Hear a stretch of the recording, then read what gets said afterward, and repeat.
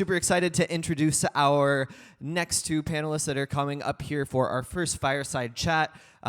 It is titled Financing the Future, Who Pays for Sustainable Tourism? We're going to get a really broad range of perspectives here from two people, all the way from the investment side to the consumer side. And so I'm just really excited to hear from both of them. And please help me and welcome up our first panelist. She is the founder of Tilted Map. If you haven't checked her out, amazing blog. Check out her social media presence. She's all over the place. And we're so thankful that she drove over here and is participating on this panel. Give it up for Ketti Wilhelm. Thank you, Ketti. Appreciate you. And also coming up here, please put your hands together for the Senior Director of Impact and Operations at the UnTours Foundation. So excited to have all the way from the West Coast as well, Sarah Payne with us. Thank you, Sarah. Welcome. You want to? Yeah, you can hang on to that one. Doesn't matter. Yeah. Just make sure you unmute it. Is this on? Yep, we're good. Great. Cool. Thanks, Wes. So really excited to chat about this topic, financing the future of tourism. I work for the UnTours Foundation, which does impact investing, specifically in travel and tourism companies through our Reset Tourism Fund. So obviously my role in this conversation is pretty straightforward. We're financing businesses that are aligned with sustainability. But Ketti, I'm curious to ask you more about how do travelers fit into this conversation when we talk about financing the future that we want to see of this industry? Yeah, so I have a much maybe less straightforward role in this in this chat as a travel writer, travel blogger. I guess what we were talking about before is sort of the idea that who's really financing travel at the end of the day is travelers, right? Who's paying for all of this? And so just to give you a little bit more on my background, I used to be a travel journalist, and then since 2019 have been writing a blog about realistic ways to travel more sustainably. So I try to show people sort of three broad categories to get them hooked and interested in sustainable tourism. Through showing people ways to keep more money in local communities when they travel, use less plastic, and reduce carbon emissions. And at the end of the day, when we're talking about financing tourism, we have to get tourists to pay for things, right? So that's kind of the original financer of sustainable travel. Super interesting. And from your perspective, as you're seeing more and more travelers adopting sustainability, what is it that they're looking for? Or what are the gaps that you still see in talking about sustainability? Yeah, so we were talking about this a little bit in the breakout session that I just had. What tourists are looking for, what travelers are looking for, is the basic stuff that we all think is too basic to even mention. You know, they're looking for not having plastic water bottles in their hotel rooms. They're looking for maybe having EV chargers in the parking lots. They're looking for locally sourced products in their hotels or restaurants. That's it. And I think that it's easy for us in this room who are all interested in sustainability, we're all experts in sustainability, we're all working on issues that are much further advanced than that, to forget that those are the things that tourists, the people that we are working with and working for, those are the things that they look for.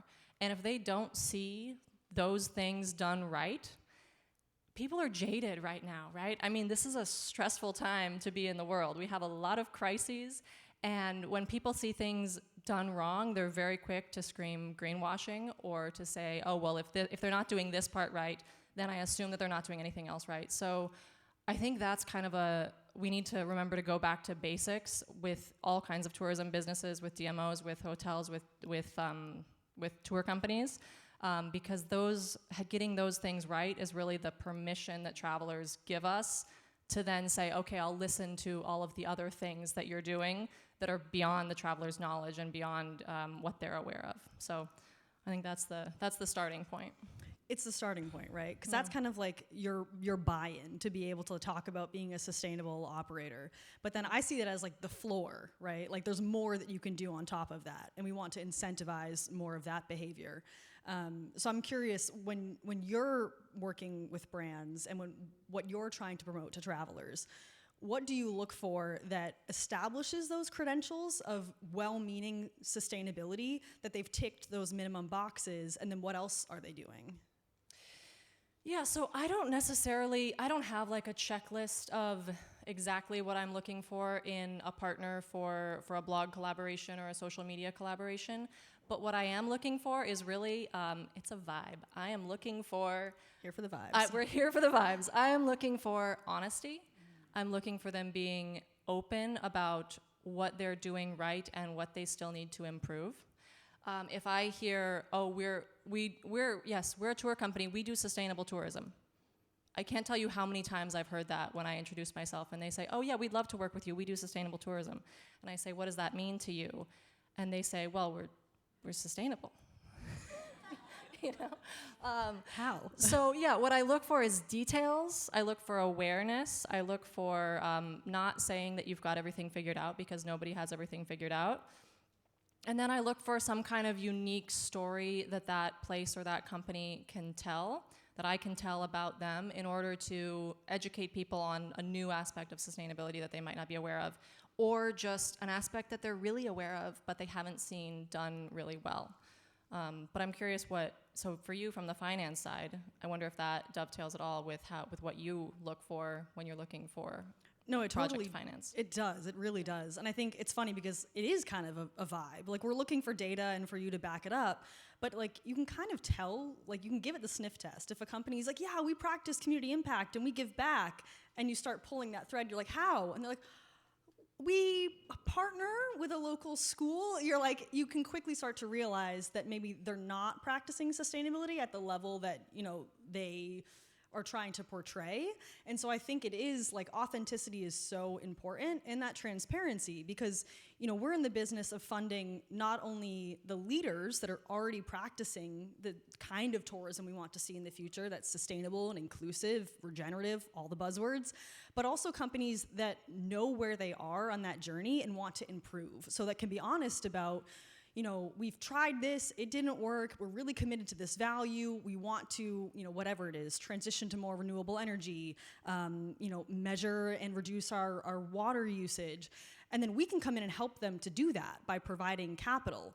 So it's like, just be honest about where you are on this stage, because I think, you know, as you're saying, like, consumers can sniff it out, influencers can sniff it out, investors can sniff it out. And so that focus on, like, just showing up and being authentic, I mean, like, life lesson, right? But seriously, but in this industry, I think it's so important to not try to sugarcoat, you know, to be, you know, what you are, and then move from there. Like, build on your strengths, build on the commitments that you already have, and that's where other resources can come in and help, you know, financing just being one of them. But to that point, I think there are a lot of resources that the consumer and that businesses need, right, when they're trying to travel more sustainably or trying to practice sustainability better. What, from your perspective, are some of those resources that you can give consumers? And is it really just trying to give them tips to, quote, practice sustainability? Or is it actually just saying, this is a really cool way to travel. It is sustainable, but by traveling this way, you're going to get a more authentic, maybe a slower experience. So what does that look like for you, and how you sort of talk about this? Yeah, so I think that the example from Newport this morning was an excellent example, because Newport isn't going out and telling tourists, hey, if you take our trolley, you can reduce the climate impact of your trip to Newport. They're saying, if you take our trolley, you can avoid the parking hassle and save money and not be stuck in traffic. And I think that that's something that we need to get better at, just integrating sustainability into the way we're developing tourism without trying to have the marketing be this separate thing. I feel, in my experience, studying sustainability and working in sustainability, I find that a lot of times sustainability people are very afraid of marketing. They think it's very dirty and a bad word, and they don't want to hear about it. But really, it's just finding a different way to promote practices that are more sustainable, as the fact that they're also going to be a better experience. Like we were talking about before, last year for the first time, I hosted an influencer trip where my husband and I brought 7 people mostly from the United States on a bike trip in Italy. 5 of them had never been to Italy before. And we didn't take them to Venice and Rome and Florence. We took them to Monte Carotto and Cirolo and Fabriano, these places that nobody has ever heard of, that are a few hours away from Rome and Venice, and that would love to have more tourists visit. And we got them to sign up by hooking them in with, you know, the sexy landscapes and the pictures of bowls of pasta and glasses of wine, which you get anywhere you go in Italy. But you just really sell it on the fact that this is going to be a better experience, a more unique experience, a more almost, you know, luxury, elevated experience, because you're not going to be in this throng of tourists. And I know we've said, okay, do we want to talk about over-tourism or do we want to talk about under-management? There's definitely, you know, there's both sides of the coin, but travelers want to go, have the experience that they've seen on the postcard, and at the end of the day, if you can convince them that they can have the same experience by going to a rural part of a region that they've never heard of, they'll do it if you explain it and you sell it, you know, without making it sound dirty and saying we have to sell sustainability. You're not selling sustainability at that point, right? Yeah, exactly. You're selling. Yeah, exactly. You're selling an experience, and you're like people were talking about this morning, the concept of demarketing, right? It's the same thing with working with influencers. So for me, from the opposite side, I spend a lot of time sort of educating travel companies on what they should be looking for when they're trying to work with influencers, because a lot of times they get started and they say, okay, we want to work with a travel influencer. Find me the biggest travel influencer. Find me somebody with 1 million followers. The most followers. Yes, give me the most followers. And it's like, you don't need to find somebody who has the biggest audience. You need to find somebody who's able to tell your story and how that's special. Because, you know, if I have a million followers on Instagram, you know, I don't, but if I did, that doesn't mean I'm going to be bringing 1 million people to your destination, right? Especially if they're not interested in the kind of travel that you are talking about, that you're offering. Yeah, super interesting. And that kind of, one of the threads that we had talked about before is some of the resource gaps on the business side. So obviously, you know, we started this fund and we're investing in entrepreneurs because there's a lack of capital and funding. We've referenced that here today. But also I think there's these other needs, right? Like visibility and like exposure. And so we go back to like choosing the right partners to do that, because not everyone is going to be the right partner for your business. And so I think a lot of it is also knowing your audience and what is the kind of tourism that you want to see in your communities. And that kind of ties in for me. Ketti and I have had a lot of conversations in prep for our fireside chat, and there's a lot of threads that we, you know, want to talk about. And I think one of them is this idea of local agency and local ownership. So one of the kind of common things in looking for businesses that we want to promote, whether it's you know, on Instagram or on the blog or, you know, in our portfolio, is, do these communities and do these companies, do they want you here and do they want your capital? And I think that is so key, because there has to be that invitation, right? And so we were talking about a few examples of that, and I'm curious, like, what have been some examples that you have seen of locally led initiatives around sustainability that have really resonated with people? Yeah, so I guess one that comes to mind, one of my favorite examples is in the island of Paros in Greece, which in the last couple of years has become a little bit of a poster child for over-tourism. And so I'm curious to see what exactly it would be like now. But when I was there 4 years ago, they had a local organization that was externally funded, but it was local people running this organization called Clean Blue Paros, which was trying to reduce single-use plastics in the community. So they were educating in schools. They were providing recycling facilities that didn't exist, recycling collection facilities that really didn't exist in the community before that. And I think most visibly and maybe most importantly, they were educating businesses and business owners and bartenders about the importance of not using single-use plastics. So wherever you went on that island, I could bring my water bottle to a bar and ask them to refill it, and they didn't look at me funny like I was a crazy person for wanting this.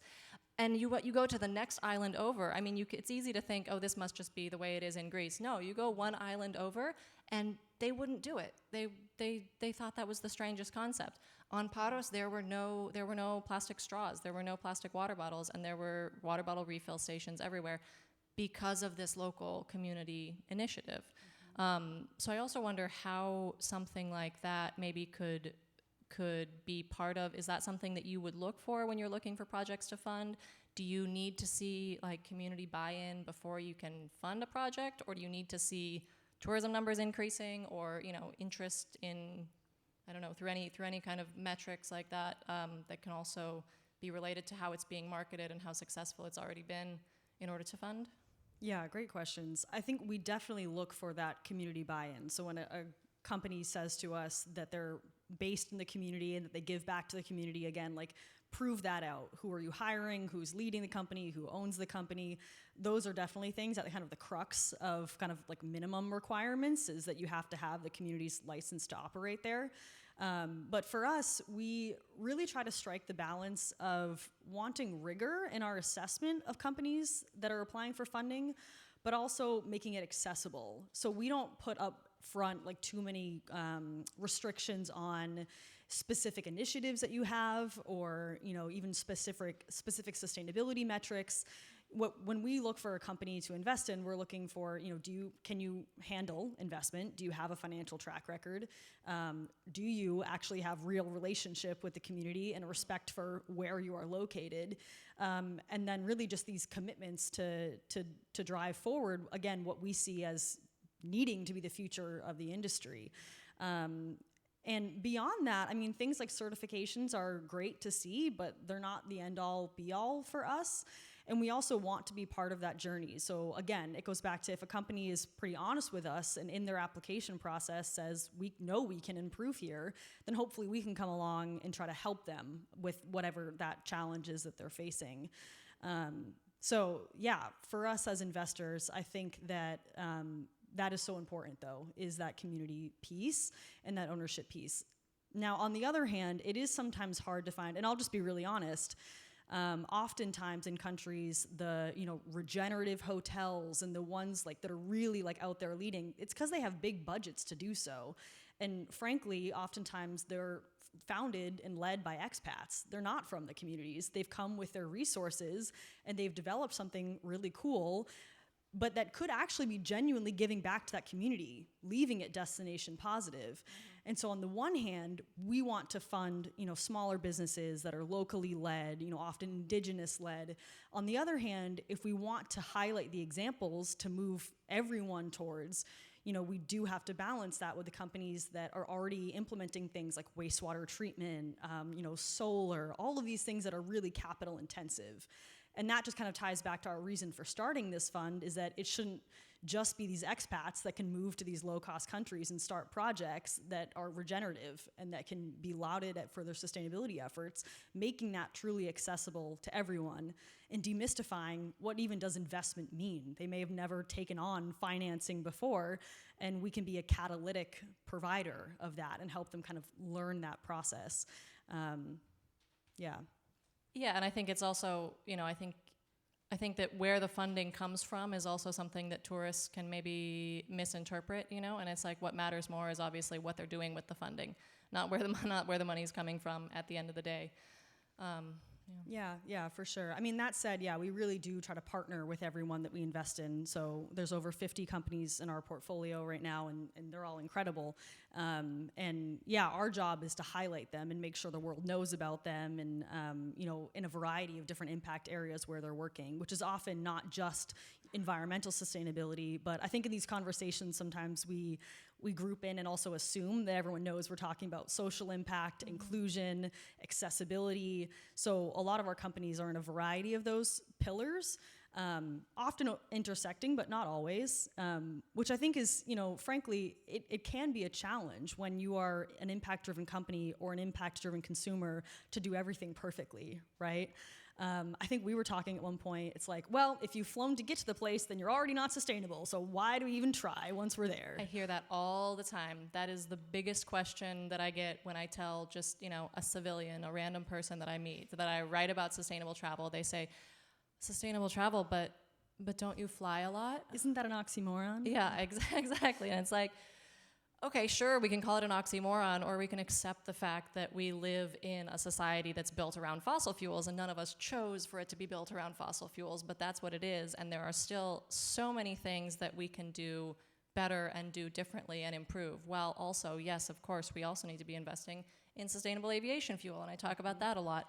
We also need to be showing people ways to travel that involve less flying. Yes, we all know that, but we also need to show people that actually the climate impact of your flight is less if you fly during the day. Nobody's ever heard of that. I've never talked to a person who says, oh, you travel too much for you to be able to talk about sustainable travel. People don't ever really know anything other than that sort of like big, scary boogeyman keyword that of, flight shaming. It's like, that's what people, I think that flight shaming has done an incredible amount of damage to sustainable travel because it makes people feel bad. I mean, it's obvious, it's in the name, right? It's shaming. And there are so many studies that show that shame doesn't help. It doesn't drive anybody towards action. It makes them feel bad, and it makes them feel like, oh, well, now that I feel like I've done something wrong, I don't want to talk about this anymore. And then they shut down, and then they're not open to whatever's next, which is kind of, now we're off on I'm off on a different tangent that's not related to funding at all. All interrelated, lots of different paths here. Yeah. I mean, so in your mind, how do you start to mainstream some of these concepts too? Because, I mean, a lot of travelers, they may not be out there. Like, is there enough of a market right now of people that are looking for sustainable tourism experiences, or? For sure, yeah. I mean, there's definitely a market. I mean, we've all heard of like the Booking.com studies from years ago that show that 60% or 80%, depending on, the group of people, say that they're willing to pay more for sustainable tourism experiences. And now there were just some studies that have come out in the last year from TripAdvisor, I think, saying that now actually we're seeing people putting their money where their mouth is and not just saying that they're willing to pay more, but actually spending more. So the desire is absolutely there, but people are confused. They don't know what to do. They have decision fatigue. They have too many boxes to check. They're sick of being asked if they want to round up an extra 5 cents to support carbon removal or carbon offsets or sustainable aviation fuel when they don't know what those things mean. So I think we need to work on simplifying things and having more be just built in to what they're paying instead of making everything this separate choices that people have to make. Right, just making it the better choice to travel sustainably, right? I think Wes just said that we have only a few minutes left. I don't know if anybody has any questions. Yes. I want to hear more about how we can make funding available and more accessible to locals who are being displaced due to the expats that come and displace us. That's a great question. I hope that I can, try to address it a little bit, but I think that is, we're really at the crux of power dynamics here, right? Because, I mean, quite honestly, depending on how we practice tourism, where we do it, it's just the next iteration of colonization. You said be bold, Wes, so I am. But so, I mean, unfortunately, so people are moving into these markets, right? And they are profiting off of them. Hopefully, they are trying to provide good jobs to the people that were there and are giving them a voice in whatever the enterprise looks like that they're trying to set up. So, for example, buying from local cooperatives for all of the furnishings for the hotels, sourcing from local farmers. We made an investment into an eco lodge in Zambia where part of our revenue share that we would get back every year would be actually distributed. We were going to give up 1% of our revenue share, so we distribute it among the employees. So trying to create more equity there, right? But a lot of these dynamics, we're coming in maybe a bit too late sometimes, right? On the other hand, how can you help communities develop their own enterprises so that they don't need to wait for someone to come in and, quote, develop their communities for tourism? So I think a really interesting opportunity is seeing tour operators and travel companies, for example, investing in their own supply chains, investing in the places where they operate. And who are the entrepreneurs that are already there with great ideas, but they may not have the seed funding, or they may not have the bigger pools of capital to bring in more funders, or to get visibility to bring in someone who can highlight their destination. So I think there's hopefully some places where we can have leverage points into that, but I do think it's fundamentally about democratizing power and funding in this ecosystem. And it's on us, for example, to balance that, right? Driving capital where it's gonna have impact, but where it's needed and where, frankly, it hasn't gone, it needs to go. And the Reset Tourism Fund does invest in locally owned and run initiatives, right? Yeah, and we're, just one piece of this. There are other organizations that, for example, provide grant funding or provide technical assistance. Some of them are here in this room, like Planetara. Tourism Cares does really great work with trying to upskill a lot of these businesses to become more market ready and visitor ready. So there's a lot of things that we can do across the industry to make this happen and to really start shifting dollars back to people and to communities. I love that we started today by talking about this isn't tourism. This is community work that we're talking about. These are all people's communities where they live and where they want to see protected. And that really needs to be at the fore, that community decision making, in whatever kind of topic we're talking about with financing the future that we want to see. Yeah, absolutely. Any other questions?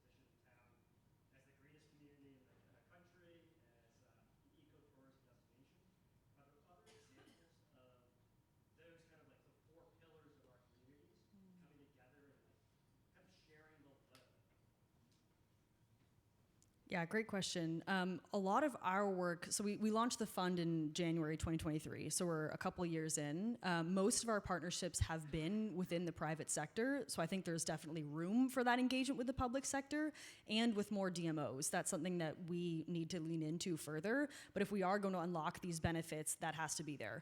A lot of companies we've worked with have had some government funding to, at some point in their journey that's been instrumental just in terms of, making the community, at a baseline, of development.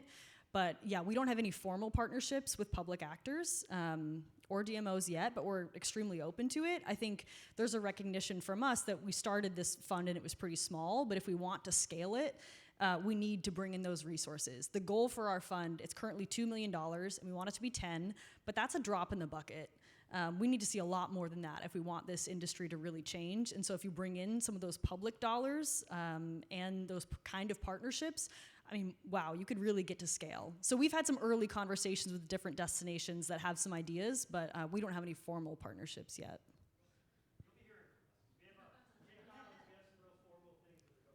Amazing. Looking forward to it. Yeah, on my side, I definitely have partnerships sometimes where it'll be a state tourism board working with a county or municipal tourism board working with a hotel and a tour company and an influencer, and it's like we're sort of but we have to really be scrappy to put those things together piece by piece. So it would be great if there were some sort of pre-organized initiative to bring all of those stakeholders together and help them, reach out to media and bloggers and influencers who are focused on sustainability. Dare we say we need a framework or a playbook? Can we Framework, develop that all together? Yeah. There is somewhat of an influx of nonprofit organizations that are starting to deal with sustainability and community responsibility in tourism. I'm a corporate meeting planner, independent, and I work with a lot of corporate clients. One nonprofit that's actually here started in Massachusetts is called Travel with Purpose Pact, and they go around talking to corporate clients, trying to get them to do more community service projects, sustainability, working with airlines that have a less of a carbon footprint and everything. So there are some out there that are working on funding and working on the mindset of corporate clients to get them to be more responsible.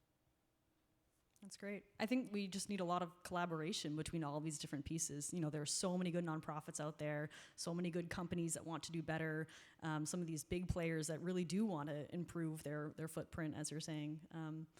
Yeah, I think that's it for us. But, I think both of us would love to chat with anyone further. Clearly, we can talk about these topics a lot. So thank you. Really appreciate it. Yeah, thank you.